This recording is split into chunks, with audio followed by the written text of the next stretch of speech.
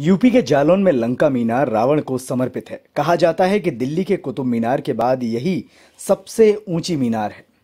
इसका निर्माण कराने वाला शख्स रामलीला में रावण की भूमिका निभाता था।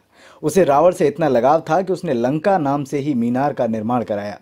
भारत कई संस्कृतियों और परंपराओं का देश है। यहाँ का समाज सदियों से चले आ रहे रीति रिवाजों का पालन करता है।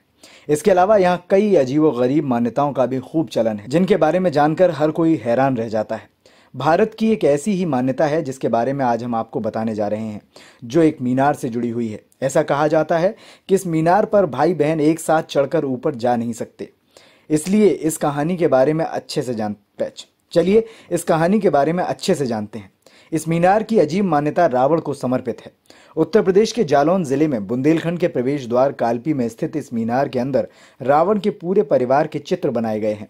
वैसे मीनार ज्यादा बड़ी नहीं है, लेकिन अपनी अजीब मान्यता की वजह से ये जगह एक टूरिस्ट स्पॉट में बदल चुकी है। इस स्थान का अनुभव लेने के लिए लोग यहाँ दूर दूर से आते हैं। हालांकि ये वही कालपी है जहाँ के वेद व्यास ने महाभारत ग्रंथ लिखा है।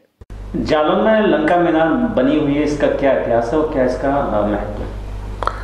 कालपी में लंका मीनार है, जालौन जिले के कालपी में है। तो इस एक मथुरा प्रसाद निगम थे कालपी में, रामलीला के बड़े समर्पित कलाकार थे और रावण का रोल किया करते थे। इतना अच्छा रोल करते थे कि वो न केवल कालपी में उनको बुलाया जाता था, बल्कि उनको मंचन करने के लिए दूर दूर की रामलीलाओं में बुलाया जाता था।